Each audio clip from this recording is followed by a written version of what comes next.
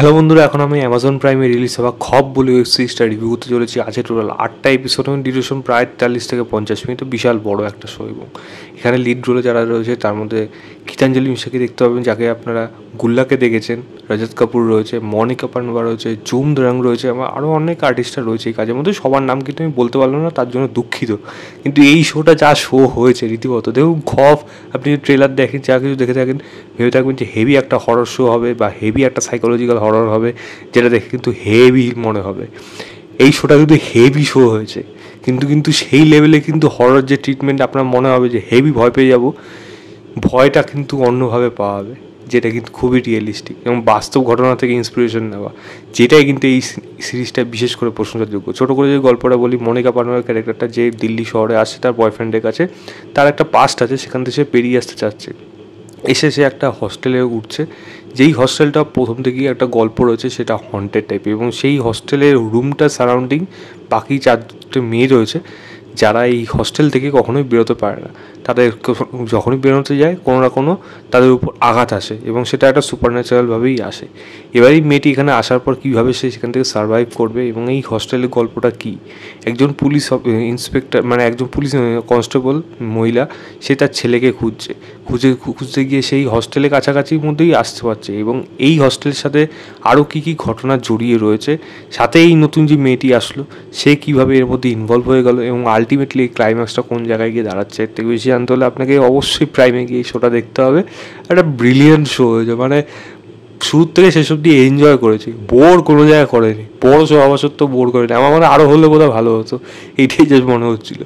এই সিনেমার maximum two maximum সবই পজিটিভলি। প্রথম কথা হলো এর যে আন্ডারটোনের মেসেজ দেওয়া, প্রত্যেকটা কাজেই আন্ডারটোনের মেসেজ অনেক সময় ইম্পর্ট্যান্ট হয়, অনেক সময় ইম্পর্ট্যান্টটা জোর করে মনে হয়। এই কাজটা যেই লেভেলে, যেই জনার থেকে বিলং করেছে, সেখান থেকে যে আন্ডারটোনের মেসেজটা দিয়েছে, জাস্ট ভেবে দেখবেন, মানে যখন যারা দেখবেন তারা আন্দাজ করতে পারবেন কী দেখালো, কী বলতে চাইলো। এই ক্লিপিংস বিশেষ করে প্রচণ্ড বেশি সোশ্যাল মিডিয়া ভাইরাল হবে, অলরেডি হতে শুরু করে দিয়েছে, যেটা আমরা দেখেও নিয়েছি। বাট এটা জাস্ট নেক্সট লেভেল চলে যাবে।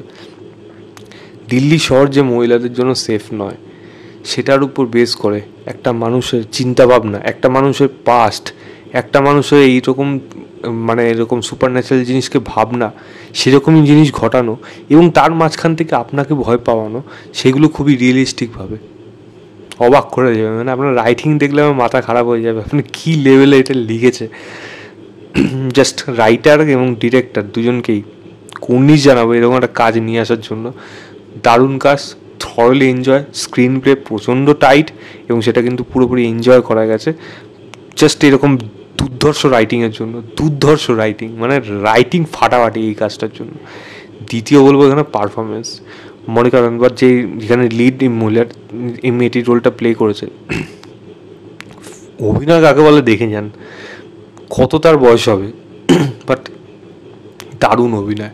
এক্সপ্রেশন দেখবেন, হাঁটা চলা অ্যাক্টিভিটিস দেখবেন, মানে দারুণ হবে, দারুণ তার পারফরমেন্স। রজত কাপুর, মানে তার পারফরমেন্স যেরকম, উনি যে গলা ভয়েস টোনটা যে রেখেছে না, মানে আপনি এমনিও গলা শুনলে ভয় পেয়ে যাবেন। এবং রজত কাপুরের যে ক্যারেক্টারটা এখানে যে কীভাবে ইম্পর্টেন্ট, সে কীভাবে আসছে, যে একদম black magic kind of form টাইপের করে, এবং সে কীভাবে এই হোস্টেলটার মধ্যে ইনভলভ হয়ে যাচ্ছে, দেখবেন জাস্ট তার পারফরমেন্স দেখলে আপনি অবাক হয়ে যাবেন। তার অ্যাক্টিভিটি, হাঁটা চলা। গীতাঞ্জলি কথা বললাম, গীতাঞ্জলি পারফরমেন্স দেখবেন, প্রত্যেকের পারফরমেন্স, চুম দারাঙে বলি বা বাকি যারা যারা রয়েছে এখানে সাপোর্টিং ক্যারেক্টার, যেই মেয়েগুলি রয়েছে, প্রত্যেকের পারফরমেন্স এখানে ভালো। ছোট্ট ছোটো জায়গা যারা যা পেয়েছে, প্রত্যেকের পারফরমেন্স ভালো। পারফরমেন্স নিয়ে এখানে কোনো খামতি নেই। ব্যাকগ্রাউন্ড মিউজিক ক্যাচটা আলাদা একটা কান লিফটে নিয়ে যায়, মানে সাউন্ডের কাজ ফাটাফাটি, মানে সাধারণ জিনিস কিন্তু আপনাকে ভয় পাওয়াই দেবে। যেটা আপনি হয়তো ঘরেও স্নান করতে যাচ্ছেন, বা হয়তো কোনো একটা কিছু জিনিস দিকে তাকিয়ে কিছু ভাবছেন, সাউন্ডের কাজ দেখবেন ওখানে এমনি ভয় পাইয়ে দেবে। তো সাউন্ডের কাজ ব্যাপক হয়েছে এখানে। জাম্পস্কেয়ার বলবো আমার ঠিকঠাক, আমার ওগুলো অ্যাজিউম করে নিয়েছিলাম, যদিও এটা একটা খারাপ দিকের মধ্যে আমি পরে বলতাম, তবে খুব বড় খারাপ দিক না। বাট সাউন্ডের কাজ ডেফিনেটলি ভালো এখানে। লাইটের কাজ দুর্ধর্ষ, মানে এখানে কিছু ড্রিম সিকোয়েন্স রয়েছে, প্লাস এখানে এই মেয়েটির পাস্ট রয়েছে। এরকম হস্টেলের মধ্যে কিছু ঘটনা ঘটে, সেইগুলোকে যেন লাইটিংয়ের মাধ্যমে বোঝানো হোক, ভয় পাওয়ানো হোক, কারেন্ট চলে যাওয়া, লাইট ফিউজ উড়ে যাওয়া, অনেক কিছু, অনেক জায়গাগুলো রয়েছে যেগুলো এরকম ডিটেলে বলতে গেলে বিশাল বড় হয়ে যাবে। তো জাস্ট আউটস্ট্যান্ডিং, মানে লাইটের কাজ এখানে ফাটাফাটি হয়েছে এবং মোমেন্টগুলো জাস্ট জায়গা চলে যাবে, ফাটিয়ে দিয়েছে একেবারে। মানে আমি মানে রাত্রে এখন কটা বাজে, এখন 2-2 মতো বাজে, আমি মানে অবাক, মানে নেক্সট লেভেল চলে গেছে।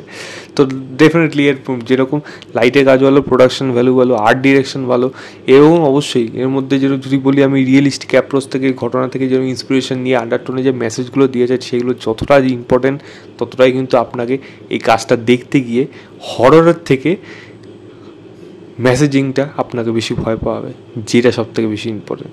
এবং কাজটা একটা যা সময় থাকে, মানে 4th 5th 6th 7 8 এই এপিসোডগুলো জাস্ট কোন লেভেলে নিয়ে যাবে আপনারা জাস্ট ধারণা বাইরে। কী কী হয়েছে কাজটা জাস্ট ভাবলে আপনি অবাক হয়ে যাবেন কী লেভেলের রাইটিং এখানে হয়েছে। দারুণ, মানে মানে বলে শেষ করা যাবে না। প্রত্যেকটা ডিপার্টমেন্ট এখানে একেবারে টপ নচ ছিল, টপ নচ। কেন শেষ করলো, আরও ডিমান্ড করছিল এই শোটা। হোয়াট আ ব্রিলিয়ান্ট শো, মানে এক্সেলেন্ট, এক্সেলেন্ট, এক্সেলেন্ট। খারাপ দিক দেখুন ওরমভাবে চট করে কিছু বলা যায় না, তবে হ্যাঁ এই কাজটা পুরোপুরি ফেমিনিস্টিক ওয়েতে বানানো হয়েছে। তো কেন বানানো হয়েছে তার পেছনে আরও অবশ্যই কারণ আছে। তবে হ্যাঁ কিছু জিনিস যেমন সার্টেন রাখা হয়েছে, তবে তার মধ্যে একটু যেন কোথাও যেন খোঁচা ছেলেদের দিকে দেওয়া হয়েছে, যেটা আমার মনে একটু ব্যালেন্স রাখলে ঠিক ছিল। তবে সেটা খুব একটা বড় খারাপ জিনিস সেখানে না। আর ভয়ের যে জায়গাগুলো রয়েছে সেইগুলো আমি যদি বলি, সেগুলো আমি খুব একটা বেশি ভয় পেয়েছি তা না। তবে রাতে এত সারা রাত ধরে যদি দেখতাম তাহলে ঘর অন্ধকার করে ডেফিনেটলি একটা অ্যাটমসফিয়ার ভালো ক্রিয়েট হবে, এটা ভালো। তবে হ্যাঁ খুব যে হেভি কিছু হরর রয়েছে তা না। 7th এপিসোড এবং 8th এপিসোডটা ডেফিনেটলি ভালো, 7th 6th এগুলো বিশেষ করে ভালো। 7th তো ডেঞ্জারাস লেভেলে গেছিলো ওখানে। এবং বাকি যদি বলি সেরকমভাবে খারাপ দিক দেখুন সেরকমভাবে আমার কোনো মনে হচ্ছে না। আর এন্ডিং যেভাবে হয়েছে মানে টেরিফিক ছিল, মানে ওটা আমি চাই এটার আবার পার্ট 2 আসুক, বুঝলে। হ্যাঁ এটা মানে জানি না এটাকে এমনভাবে ওপেন এন্ডিং করা হয়েছে, হতেও পারে নাও হতে পারে, এবার ডিমান্ড করে বা সিনেমার কাজ ডেফিনেটলি মানে সময় ওর্থি, এখন টাইম ওর্থি, একবারে সময় দাও, দেখো, এনজয় করো। অ্যাটমসফিয়ার আপনার যখন ক্রিয়েট হয়ে যাবে আপনি মনে রাখবেন এই কাজটাকে। One of the best show বলা যায় প্রাইমের, তো বিশেষ করে ইন্ডিয়ার মধ্যেও।